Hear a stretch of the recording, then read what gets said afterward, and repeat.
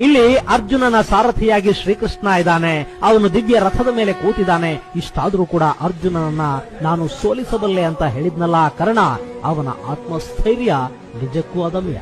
ಸ್ನೇಹಿತರೆ, ಕರ್ಣ ತನ್ನ ದಿವ್ಯ ಧನಸ್ಸನ್ನ 17ನೇ ದಿನ ಕೈಗೆತ್ತಿಕೊಂಡಿದ್ದ.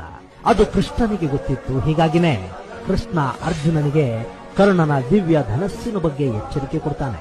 ವಿಜಯ ಧನಸ್ಸು ಕೈಲಿರೋವರೆಗೆ ಕರ್ಣನನ್ನ ಯಾರೂ ಸೋಲಿಸೋದಿಕ್ಕೆ ಸಾಧ್ಯವಿಲ್ಲ ಅಂತ ಹೇಳ್ತಾನೆ.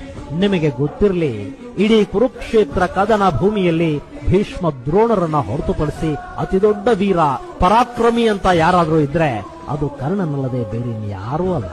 ಇದು ಸಾಕ್ಷಾತ್ತು ಶ್ರೀಕೃಷ್ಣನೇ ಒಪ್ಪಿಕೊಂಡ ಮಾತು.